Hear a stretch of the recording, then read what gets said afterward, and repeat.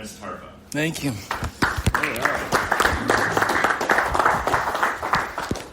Well, thank you so much for having me. Margie will be glad to know that our school actually is also one of the leading places with music as well as foreign languages. So it's actually, it started as live STEM, but one of the instructors is a professor at NDSU in music. So she's a voice instructor, and there will be a Christmas event actually in the West Acres Mall, November 30th, if anyone wants to meet Dr. Marianne Wotrich. Thank you all for the time and the opportunity. Today I'll be talking about how to raise the next generation of mathematicians and scientists. And you might have seen me carrying a pile of books here. I love books. That's part of my problem in life, is I carry books everywhere. And I will be referring to a few of these books, and then I've written some myself. But these are some great resources for parents and grandparents if you're still looking for Christmas gifts and you want to raise a generation of scientists. These are like biographies of some of the top scientists and mathematicians the world has ever known. And this is not just coming from me, this is a fact, and I'll be talking about some of these people. As we learn about these people, we can inspire our children to aspire to some of these people, right? You ask a lot of young people, what do you want to do with your life? And they say, well, I want to be a basketball player, this, that, and the other. They're aspiring towards those things, which unfortunately most of them will not become. But if they aspire towards some of the mathematicians and scientists, there's a bigger pool there for more of them to become top scientists. There's only so many Division I basketball players that are taken every year, but there's no limit necessarily to STEM, and unfortunately, we're not seeing as many American children go to STEM. So what are the problems? How can we solve it? And it's not just going there, it's being good at it, and that's what I'll be talking about today as well. I grew up in Nigeria, and I was blessed to have my K-12 education there. Many Nigerians might look at America and think we're the best in everything, and we are pretty good at many things. Don't get me wrong. I'm glad I'm an American today, but there's one area that our education can really pivot, and that's in the STEM field. We can do better. There's no reason why we've been ranked close to the bottom consistently over the last few years. We can improve, and I'll share with you some of those secrets. So where are we at currently in America? How do we raise, or how do we raise the next generation of mathematicians? Well, there's three areas I'm going to talk about: math history, math applications and careers, and math study skills. And then if you would love to help in the work that we're doing, we have the Lifestem Academy, but we also do after-school tutoring, online tutoring, and those are other ways that you can help establish the work we're doing here in Fargo-Moorhead and beyond. Okay, so just a few notes here. American students have continually scored, or they score mid to bottom tier in math and science compared to international peers. There's some missing gaps in math, and it has only gotten worse in the past few years.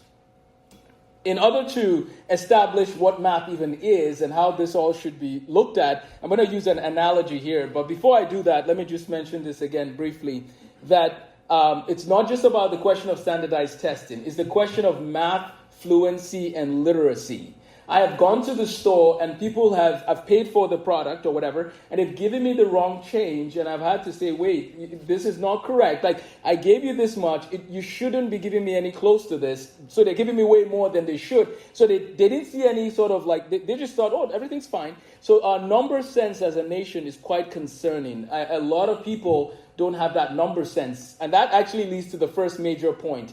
When we study the top countries in the world, Singapore, Shanghai, Japan, Nigeria, and Pakistan, so Nigeria is actually there. The fastest computer made in the 90s actually came from a Nigerian computer scientist. So when we look at some of those countries, we realize that math fluency and literacy at a young age is really emphasized. People know their times tables like nobody's business by third or fourth grade. Here we are in America, we have 7th graders from our school districts in middle school who don't know their times table and have been told by teachers, oh, you don't need to know that. And I wonder, how are we going to compete and stay the course if we don't know our times tables quickly, right? Again, that's just one example. Now, you might be here saying, oh, I don't think we need to memorize those things. And we can have that debate later. I love having good debates. But I will say it is helpful to know if a number is divisible by 3 in helping me get to where I need to go quickly. But if you're sitting there looking at 91 and thinking, okay, is 91 divisible by 3? well, you're going to be left behind on certain issues. And 91, by the way, is not divisible by 3. Because if you add 9 plus 1 is 10, which is not a multiple of 3, so therefore it's not divisible by 3. Every number that you add the digits of, and it's a multiple of 3, is divisible by 3. And if you add the digits and it adds up to 9, it's divisible by 9. So these are little things that if kids are aware of, their math gets quicker, more effective and efficient, and then they can do algebra, which is beautiful. But ultimately, I want them to do calculus. So I'm just going to let the cat out of the bag. I believe every American student should aspire to do calculus. Now, you can try to expel me, but I'm a citizen, so I can't be expelled. But I will say that every American child should at least get a little bit of calculus. And people tell me, Amos, how can you do that to kids? Statistics is more realistic. And that's when I tell them, that's okay. Do both. I'm not going to back down on mine. We're just going to have to do statistics and calculus. So I've been saying this for years, but last week I got a wake-up call. I have here the textbook that we use in Nigeria. Now, this is a country where you don't have constant electricity, where you have so much to battle to just get a basic education, and yet every child has to learn calculus. This is not the advanced kids. This is the basic level. Because, are you ready for this? In Nigeria, you actually get to do advanced math 1 and 2 beyond basic math. Calculus is basic math in Nigeria. So these are the students that we somewhat have to compete with. They're doing calculus as a basic thing. And then we look at the statistics from places like the University of Wisconsin in Milwaukee, where 50% of kids are doing remedial math back to pre-algebra. At the university, I'm not talking about, maybe college algebra. I'm saying kids are learning to add fractions again in their freshman level in college, and they pay for it. That's where it gets sad. Some of these kids have to pay money to learn how to add fractions again. Where did things go wrong that 50% of kids have to do this? Well, fundamentals have to be addressed. And what are the fundamentals? Well, I won't go into a lot of math today. You guys didn't come here to receive a math lecture. But I will say this. If you want to dive deep into the topic, I actually printed some copies of, there's a whole book I wrote on this. And there's a lot of the resources free online. But it's called Tools for Mastering Mathematics. And we left some copies in the back. If anybody would like it, that's something that you can look at and see the details. So what I did, and then I'll tell you about Fibonacci. What I did was I took the whole American curriculum, every textbook from every publisher, and extracted every topic that every kid needs to learn from kindergarten to 12th grade. The reason why I did that was, as I ran my tutoring center for years, I realized that so many kids would come to me and say, I had a terrible 5th grade or 6th grade. So I thought, what if I just forget about what your previous grade levels were? What if I just took every topic and accounted for it in one document? So when you show up to me, I ask you, do you know how to count? Oh, yeah, I know how to count. Okay, let's move down. Do you know what place value is? Oh, I know, but let's keep going. And all the way to calculus, you can go on the journey because you will never be lacking in the prior skill. You have to have the fundamental skill. See, math doesn't respect people. Math is beautiful, and if you give it the time, it gives you the rewards. Ramanujan, Indian gentleman with no formal education, beyond a certain level, with no formal education beyond a certain level, came to appreciate mathematics and start reading math and studying it. And one day he wrote a letter to a gentleman at Cambridge University, and he said, will you give me a chance to study mathematics? Here are some of my notes. Now, keep in mind, this would be like receiving a spam email, right? It's like you get this letter from somebody from India asking you to study. And the mathematician looked at it and actually said, these guys' notes are pretty impressive. I want to meet this guy. They gave Ramanujan a chance. I don't know if you know who Ramanujan is, but Ramanujan is actually in the top 10 mathematicians of all time. He was self-taught. He learned the math as he needed and mastered the principles. If our American students will have that mindset, believe it or not, we will see great gains. And what is this mindset? The mindset that math builds on itself. You can't skip around when you haven't mastered a concept. So that brings us to one quick example. What is mathematics? Ultimately, mathematics is the science of numbers and quantification. That comes from a mathematician by the name of Leonhard Euler. Leonhard Euler was a Swiss mathematician from Basel. He was born in 1707, died in 1783. He was born at the tail end of Isaac Newton's life. Newton died in 1727. So Euler had a chance to, of course, study some of the work of Isaac Newton. And Leonard Euler, not just me now, this is just a fact in mathematicians' world, is the most prolific mathematician the world has ever known. We've been still breaking down some of his notes this guy is known for like 96 big principles in mathematics. If you've ever heard of Venn diagrams, he actually came up with it before Venn, but we just gave it to Mr. Venn because Euler had too much going for him. And so Euler was so good at math that the Mathematical Association of America, one of the talk series they did was summarized into a book called Euler, the Master of Us All. Why would they say that of just any gentleman? Because, there's all these other mathematicians, because Euler was a boss. And the reason why I bring this up with Euler is that Euler, as well as many of those mathematicians, they believed in mastery of a concept before you just move on and move on.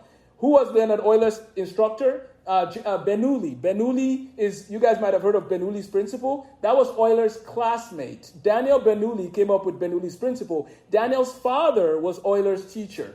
Euler was so good that Daniel is like a little child compared to Euler. That's how good Euler was. And today we talk about aerodynamics and how airplanes fly. Those principles came from the 1750s.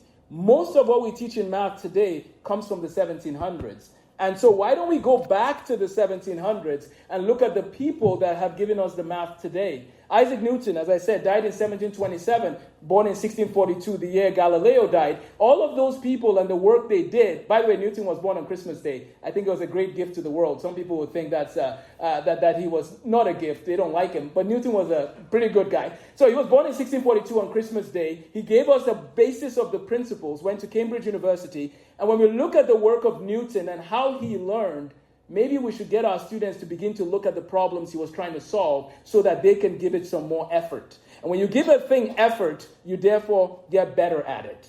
The problem we have in America fundamentally, is that the effort is lacking for many students. So how do we give them effort? Let's tell them the stories.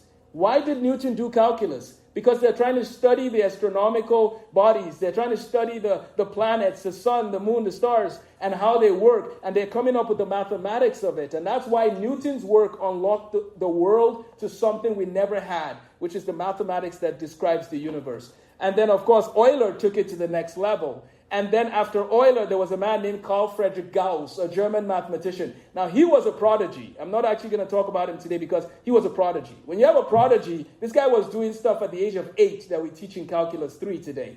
That's not normal, okay? You're a little different when you do that. And so we're going to leave Gauss alone, but you guys have heard of Gaussian distribution. Gauss is a big deal. Gauss was born in 1777 and lived for 77 years. That's a pretty cool life. The number 77 there, very interesting. And then, so Gauss dies in the 1800s, and then we get my best friend, James Clerk Maxwell. James Clerk Maxwell was born in Scotland in 1831, and he carried on the work of electromagnetism. And I won't bore you with any more physics and math in a second. But these stories I'm telling you are my hope to be brought to the classroom, to be brought to the students, to be brought to maybe some of your grandkids and your kids. Why is this important? Because once you realize what the problem is that was trying to be solved, then you might care a little more. Once you care a little more and have the right study skills, mathematics becomes accessible to you.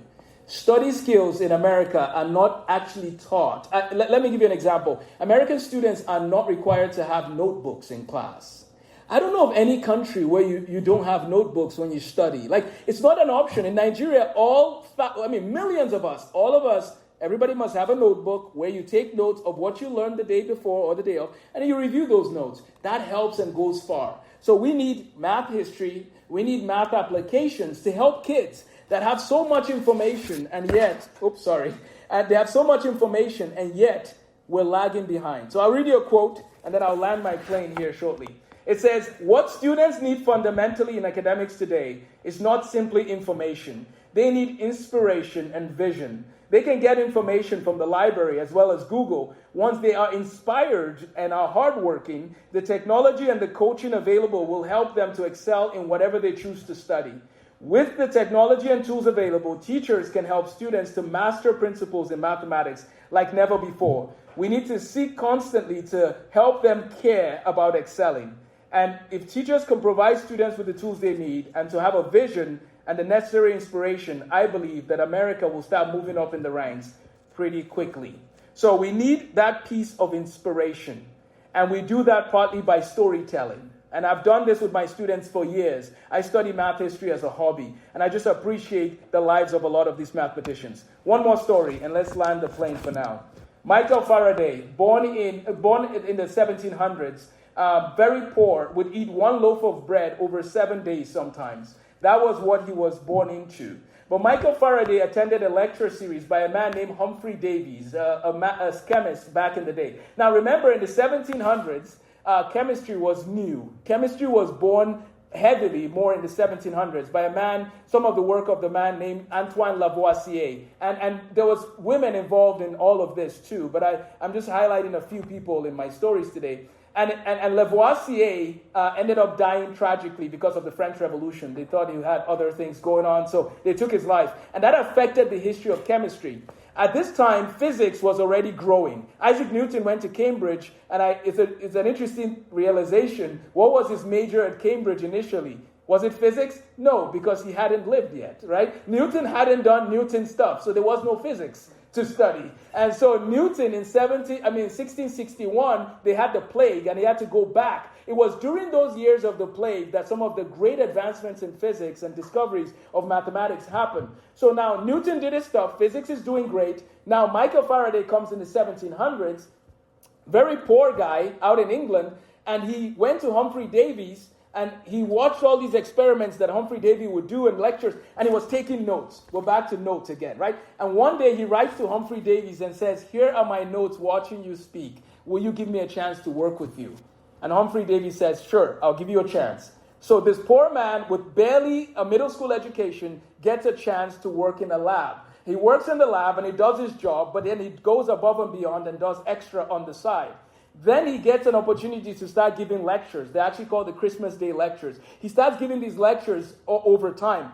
But he only had the experimental skills. He didn't have the mathematical skills until he met my best friend, James Clerk Maxwell. James Clerk Maxwell was already established in the world of mathematics. At the age of 15, he was publishing papers, whereby he was so young his teachers had to read the papers for people. So Maxwell takes Faraday's electricity and magnetism experiment and he puts it to mathematics. And together we have the greatest duo that helped us explain how electricity can create magnetism and magnetism can create electricity. What happens at the end of Faraday's life? The Queen of England gives him a house.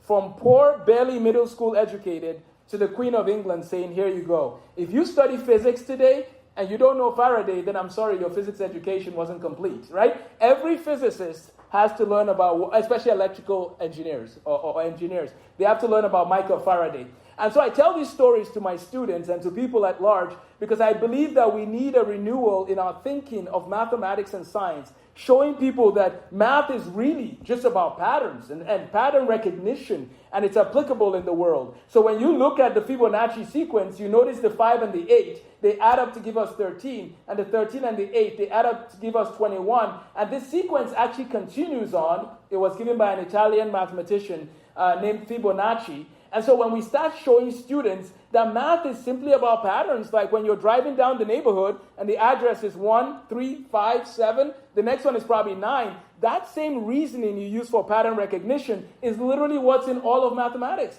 So if you don't know a math concept, really what you don't know is what the pattern is. So you should look for the pattern. How do you find the pattern? More examples, more examples, more examples. I have kids who show up at my tutoring center and they give me a couple of questions and ask me, "How do I do number 5?" And I say, "What are the examples they gave you?" "Oh, they gave me this one example over here."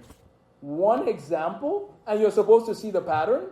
You need like 10 examples sometimes, because the goal is you should see the pattern, then you can do the problems. That's what math is, and that's why math is beautiful. Because of, number one, the patterns. And even if you don't agree with me on that, just hang tight. Math is beautiful because we see the patterns in mathematics. And every student should be given an opportunity to have a solid math base, even if they don't want to be a mathematician, because it's beautiful for its own sake. Just like music is beautiful for its own sake. It doesn't have to have an application. When I solve a rational expression and I solve it to the end sometimes, you just want to cry. I mean, look how beautiful it worked all the way to the end. And the things are canceling one by one. And you're telling me there's people that are not having this joy? We need to fix that. More people have to have the joy of seeing math flow. And so Newton did his work, and then Maxwell took the work of Newton, and the rest is history. By the way, random fact, Maxwell died 1879, the year Einstein was born. Galileo died 1642, the year Newton was born. It's just sort of an interesting baton exchange in terms of carrying on the work of the other person.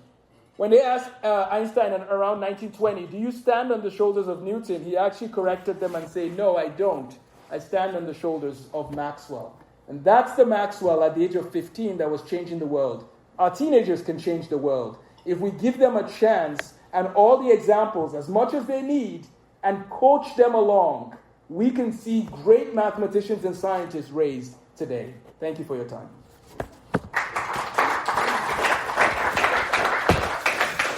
Oh, sorry. Can I take a question or two? Absolutely. Okay, if you have a question or two, and then we do have these barcodes if anybody wants to support the work we do, whether at Lifestem Academy or just in my tutoring and writing math. And I'll have Elias maybe just leave one on each table. So. Can you tell us about the Lifestem Academy? Oh, yes. Sorry, I didn't get that. So Lifestem Academy, right now the headquarters is, or the main site is in Moorhead, Minnesota, but it provides online instruction as well for students. And so we focus, it's a faith-based school, Christian school in Moorhead, but it's open to everyone from the community. And so this is, it started in 2022, but we've been doing the work of math for over 10 years. It focuses on character development as well. It focuses on career preparation. So we train students to pick a career. All our students literally get exposed to 50 to 100 careers. As I'm able, I give them, here's an engineer who's speaking as a guest. Here's a doctor. So my students get to see many careers in their middle school and high school years. So we work on character, trying to redeem that piece also. We know that there's a lot of trouble and bullying in some of the schools. And so we're trying to help kids learn to be kind and to, just grow in character, grow in career preparation. We're also building a community because we've seen what social media can do when kids are spending excessive time there. And so part of why Lifestem Academy exists is to provide a place for young people to come and shine in their gifts. Are you gifted in music? Are you gifted in the theaters? Are you gifted in math? Are you gifted in science? Whatever your gifts are, come, let's help you build those gifts and flourish. Right now we have one in Moorhead and then in Grand Forks, North Dakota. And our goal is to have one for Fargo and then just keep providing these little pods around the nation. So that's what Lifestem Academy is. So. Questions? Yes? Is there still such a thing as trigonometry? Oh, yes. Oh, yes. Trigonometry is still there. It's taught usually in pre-calculus as part of the college algebra and trigonometry as well. So, yes, we teach trigonometry. They still teach it. But here's how low our bar in this nation is. You don't have to take it. And that hurts to say that. But in America, you don't have to take trigonometry. But that's not the case almost anywhere else in the world. And this is a global economy. So if we want to raise our kids and give them the best chance, we should give them trigonometry. This is where you learn sine, cosine, and tangent. So. Yes? Are your students full-time or tutors? So we actually have three groups of people. We have the homeschool hybrid, so kids who are homeschooled that come to us twice a week. We have the 5-day option. We have a few students that come every day. And then we have the online component, which, as I said, is open to anybody. If people want tutoring in math and science, we do that as well. And we have opportunities for that. Now, I've written math curriculum. So basically, part of my goal today is if you know anyone who wants to grow in math and be like these people, let me know. And I'm sorry I didn't go into the names, but Hidden Figures, we also have women that did a lot of math. There was actually a famous female mathematician. She wasn't allowed to do math, so she actually pretended to be a man and was exchanging correspondence for a while until they found out, wait, you're a woman. But then at that point, they were like, you're good, so you're welcome. So anyways, that was what happened in the 1700s, which is so sad, right? And so I tell my students, and I've had some of the best students who are girls in my classes, keep applying yourself. Sorry we don't have as many women in the history of math to tell you about, but they are there. And so, yes, if you just want tutoring, we have, whether you want to come in or if you just want to use my resources, they're available to anybody. So I'm kind of on a quest to get the word out to more people that, there is a James Clerk Maxwell wannabe in town. And so you can call me to help your kids be like Maxwell. Yes? The books back there, did you write those? I wrote those. Yep, I wrote them. I wrote the tools for master mathematics. It's if you guys would like to check it out, I think there's actually enough for most everybody. But I wrote that, and it basically has that list I told you, which I've never seen anywhere else. And the reason I made the list was I was tired of kids who had a bad fourth grade showing up, and then I was trying to fix that fourth grade. So I thought, why don't we just take all the topics, put it all there? It's right there. So no matter what school you go to, I can tell you for a fact all you need to know to become, again, my goal is not to help you graduate Minnesota. No, my goal is how can you be like Maxwell? And if you're like Maxwell, you're one of the best the world has ever known. So how do I help you be the best the world has ever known? Well, let's do what Maxwell did. Let's do what Newton did. They had their fundamentals sharp. So the third part of my book literally gives you all 1,000 topics or whatever. And then I have a lot of videos that go down the lists. And also, you can just Google how to factor a polynomial. But at least you know what you're working on, right? So that's the third part of the book. The second part of my book talks about all the topics you should have as a reference. So I give them a reference guide. And then the first part basically goes into detail about how to raise mathematicians. So it's available to you guys, and there's enough for everyone. Yes? Now, how did we get you here in Fargo? I came here for my PhD in chemistry, which some of you might wonder, why you're talking about math, why chemistry? Because math is the language of science. Without math, you can't do chemistry and everything else. So I got my master's in medical physics and medical health physics. My bachelor's was in chemistry and philosophy, which is an interesting combo, but every scientist, and I'm sorry, must take philosophy because it helps you think. That's what I learned. So anyways, I took chemistry, philosophy, medical physics, medical health physics, and then I did a year of my chemistry PhD. Physical chemistry was what I ended up enjoying. So I came here for that. My wife and I have 7 kids, and we live in Fargo, close to the Essentia Hospital. So that's why I came. Now, your weather is trying to push me away because the wind. Granted, I came from Duluth, Minnesota, but we didn't have some of the wind you have. So hopefully I stick around.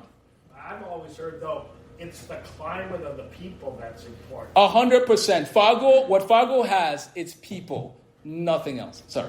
Yeah. Okay, I'm kidding. I'm just saying nothing else in the sense that it's not like you come here for the mountains. It's flat. But you guys are some of the best people we've met. And that's part of why we stay. Yes?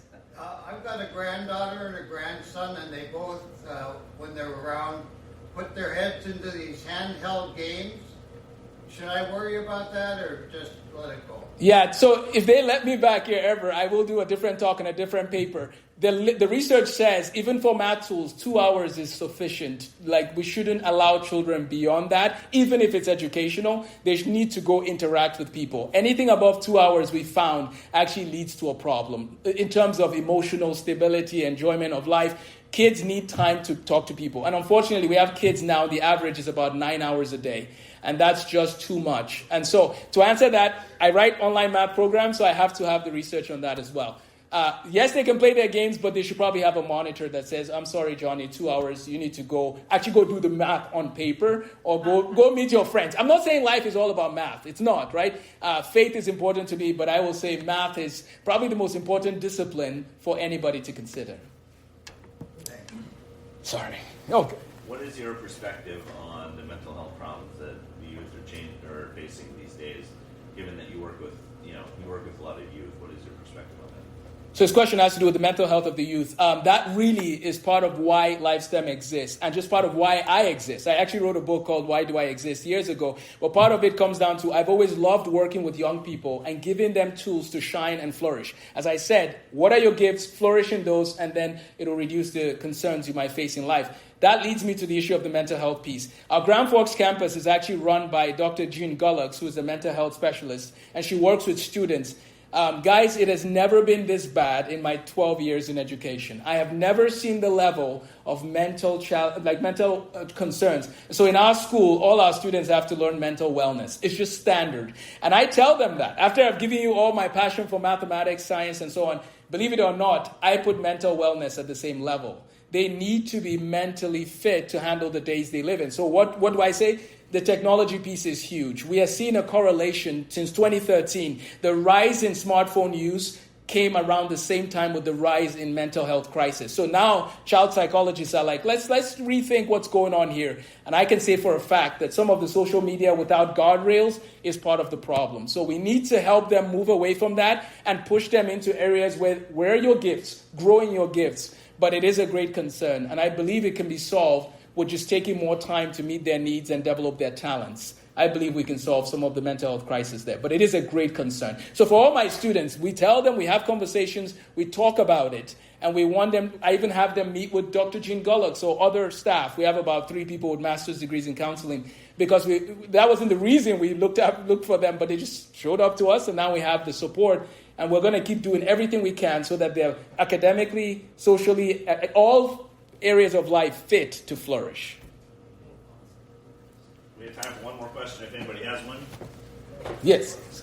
What are the nuts and bolts of are you accredited, and how are you funded? I mean, tuition-based or? We're tuition-based, and that's part of where any support helps us. Right now we're tuition-based. We don't have much for support any other way. And so that's one. I've had some friends that have helped me along the way, but we're at a point where, and we have about 50% of students on scholarship or financial aid. So we have 100 students now, but about 50 of them need some aid. So my hope is that through my math writing online courses, we can provide more support and just donations from people. As far as accreditation, yes, we are going through and we will be accredited. You have to go through as a school a few years to get some of the permanent accreditation. And then we're doing K-12 accreditation as well as post-college also. Because imagine if my students are doing calculus in 10th grade at Life STEM, that means they'll be done with a math minor before they graduate. So they don't fit too well with a traditional college in some settings. So I want to give them a college all the way to the end. And so the college is actually called Faraday Maxwell Institute of Technology. So that's going to be all the way. We want to have a high-level STEM college, the MIT of the Midwest. So, thank you. One more quick question. Oh, yes. My second question, what about the home schooling curriculum thing? Can you mention? Yeah. So if you know people are homeschooled, sometimes there's a deficiency in the math piece because the parents are like, I don't like math, too bad for you. And so we come as consultants and can help carry the load for any math and science concept. And we don't stop at any math level. Some of our math people have masters in math. We will take your child as far as possible. That's what we do. So we come as a support to homeschool families, and that curriculum is available through my website, or if people email me, I can send them the curriculum. Thank you.